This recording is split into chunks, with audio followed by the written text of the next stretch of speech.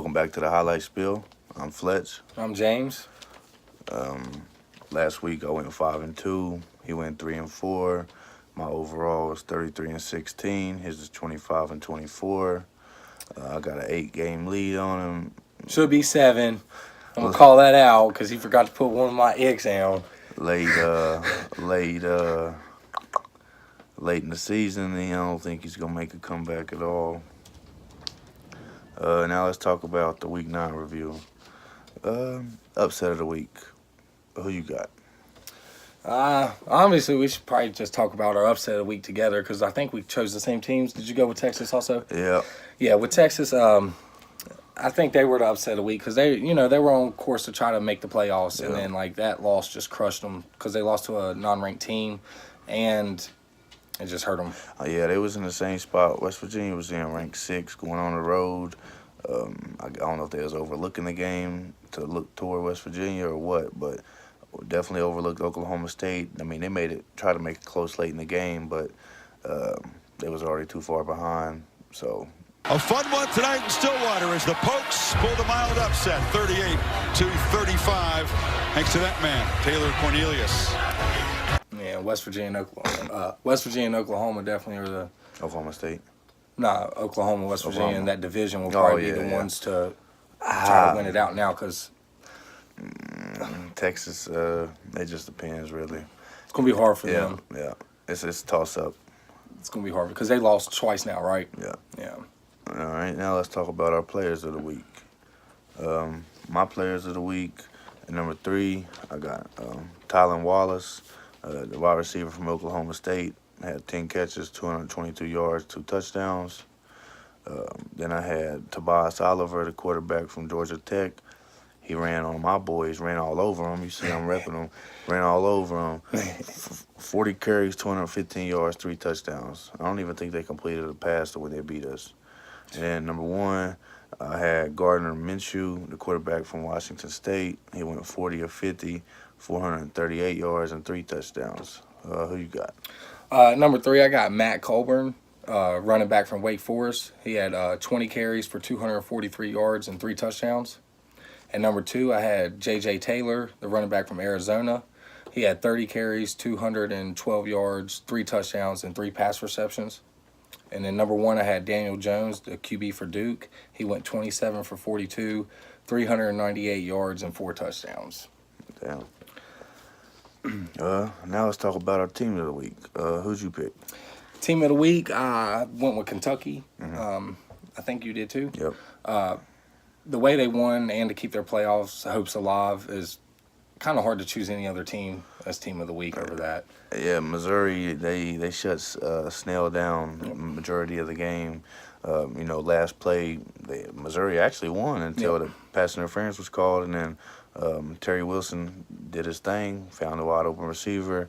Boom, Kentucky still number, still on the move. They number 9 now, so if they can beat Georgia this week, it's hard to tell what could happen for them. Exactly.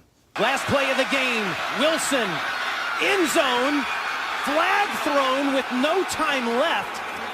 Pass interference defense, number 2. The foul occurred in the end zone. By rule, the ball we will extend.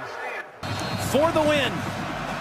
Wilson will throw. End zone. Touchdown. C.J. Conrad. Kentucky with one of the more improbable wins. Beats Missouri 15-14. Now let's dive into the Week 10 preview.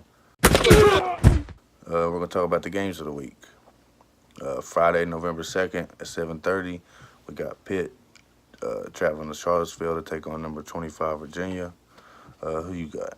I went with Virginia. I think Virginia finally making the top 25. I think they're going to try to do a little bit better. They've been improving all year. They've looked kind of decent. Not the best team, but definitely deserves top 25. And I'm going to go with Virginia in this one. Yeah, I went with Virginia also. I'll get into that a little bit later. Then Saturday, November 3rd at 3:30, we got number 6 Georgia traveling to take on number 9 Kentucky. Who you got?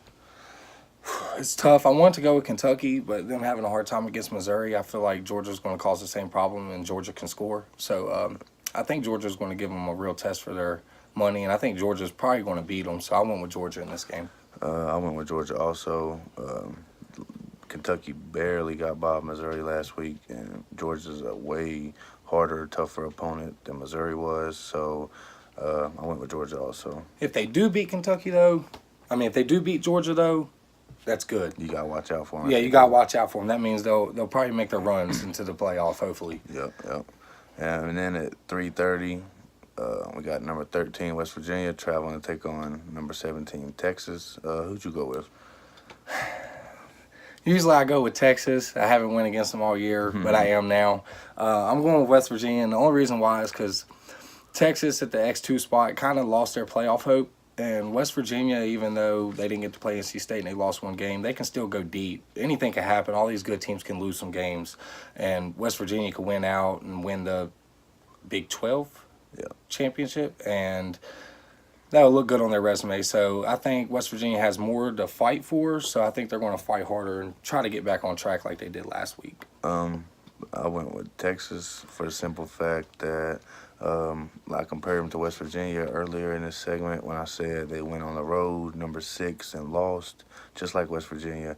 And I think, just like West Virginia beat the shit out of Baylor, I think Texas will come and do the same thing to West Virginia just to make a statement. So I went with Texas. That would be nice, though. Yeah.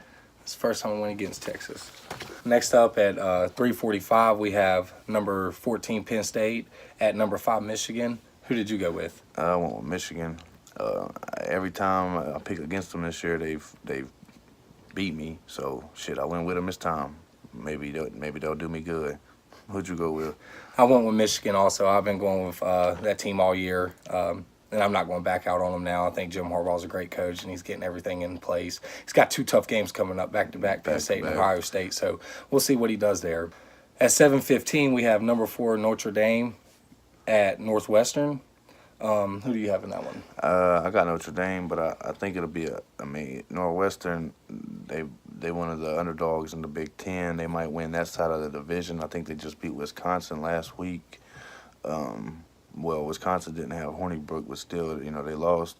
It'll be a close game, but I think Notre Dame will edge it out.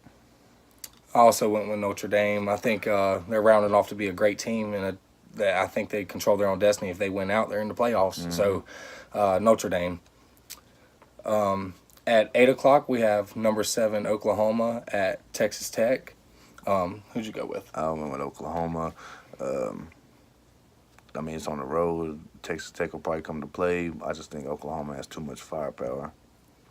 I also agree with you there. I think Texas Tech is going to keep it closer than what people are thinking, but I think Oklahoma's going to win it at the end. Yeah. And then at 8 o'clock, we have number 1 Alabama versus number 3 LSU. I went with Alabama. I'll get into that a little bit later, but just know I'm picking Bama. I also went with Alabama, even though we'll talk more here in a second also, but I went with Alabama. I think they're too dominant. Tua hasn't even really played a fourth quarter this year, so that just shows how dominant they are. And if it's a close game, I'm pretty sure Tua will finish the game. Yeah. So I want to see that. I want to see him play the start to finish, close game, Alabama. This might be the only time he gets to play the whole fourth quarter, or the actual fourth quarter if it's a close game. Agreed, if it's close. Yeah. Now let's talk about our upset alert. Who do you have on upset alert? I do have Alabama, even though I have them winning. LSU, everybody's just counting them out. They think Alabama's going to run them through the wire. And LSU has a good defense. And LSU needs to step up and show everybody that even though they lost one, that they can hand one to Alabama. Because if they hand one to Alabama, that will look really good for them. If they lose again, though, they're probably going to be out of the playoff competition. I went with Virginia. I got them winning, but Pitt's had struggles this year, but they almost upset Notre Dame earlier in the year. And if they can play like they did in the first half against Notre Dame, against Virginia all game, they got a good chance of upsetting them. Yep. Next up, we have X Factors. Who's your X Factor? My X Factor of the week is LSU's defense.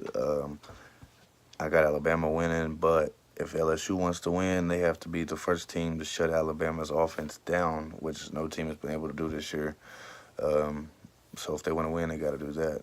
What about you? I went with Kentucky. I went with Kentucky because if Kentucky can beat Georgia, their case just got a lot stronger. And they barely got past Missouri, and that didn't look good. So I feel like Georgia is going to come out and not show no remorse. And if Kentucky can keep up with them and capitalize, that's the X factor. Now let's talk about the Heisman watch. Who's your 3 players? Oh, last week, yeah, we've been doing 5. Last week I did 4, and I told you this week I was going to drop it down to 3, and I think it's just going to be 3 up until they pick the winner. So yeah, who do you have? At number 3, I went with Will Grier, the quarterback from West Virginia. I know he's had a couple rough games, but if he can just bounce back and win out and have big games in these bounce back, I don't see him winning it, but I think he can finish in like the 3rd spot. At number 2, I have Dwayne Haskins, the QB for Ohio State. I think as long as we can get back on track, win, and he keeps putting the numbers up he put up, he can finish probably 2nd, maybe 3rd though on the list. And then at number 1, I have Tua Tagovailoa, Alabama QB. If he goes undefeated, there's no question he's winning the Heisman. And he ain't even played no 4th quarters, and that's how bad it is. So if LSU puts him in a situation where he has to go 4 and he wins the game, that's going to build his case so much better for him. And I just have him probably win the Heisman. At number 3, I got Dwayne Haskins. Even when they got, blew out by Purdue, he still broke the single-game passing record for yards. So, I mean, he still did his thing. They just couldn't get in the end zone. They had a bye week this week. And then number 2, or last week, should I say, sorry. And number 2, I got Kyler Murray, quarterback from Oklahoma. He's been doing his thing this year. It's like Oklahoma ain't really missed a beat without Baker, so. That is true. Number 1, I got Tua Tagovailoa. He's damn near close to the 30 touchdowns, no interception club. I think he's like 5 away. So that's a crazy. Now let's talk about our playoff predictions. Playoffs? You kidding me? Playoffs? Playoffs? Playoffs? Playoffs? Who you have? Well, my playoff predictions, it changed a little bit. I usually have Ohio State sitting at 3rd or 4th, but right now I got them on the outside looking in. So I got Michigan at number 4. Michigan controls their own fate. Of course, they have to get past Penn State and us to do it. But if they can just beat us in that, I think they can get into the 4th spot. Number 3, I got Notre Dame. Like I said, they went out. It's theirs. Clemson and Alabama. And Alabama can lose this week, and I still think they'd be number 2. Clemson will probably go number 1. Alabama would be 2, and that's how much the committee loves them. Yeah. Number 4, I got LSU. I mean, I don't know there are 3 in the real ones, but they've lost 1 game to Florida, if I'm not mistaken, at Florida by 1 point. But, it was a Florida team. And it was a good game. Number 3, I got Notre Dame. They're flip-flop. Notre Dame's undefeated. Regardless if they've played sloppy or barely beat teams, they're still undefeated. So that's why they're number 3. And then number 2, I got Clemson. They speak for themselves. And number 1, I got Alabama. Can't nobody stop them nor keep up with them. And the only reason I didn't put LSU in mine is because I really feel like they're going to lose to Alabama. Now, if they win, it's completely different. Well, all right, that's the highlight spiel brought to you by Trio 4 Productions. I'm Fletch. I'm James. We'll see you next week.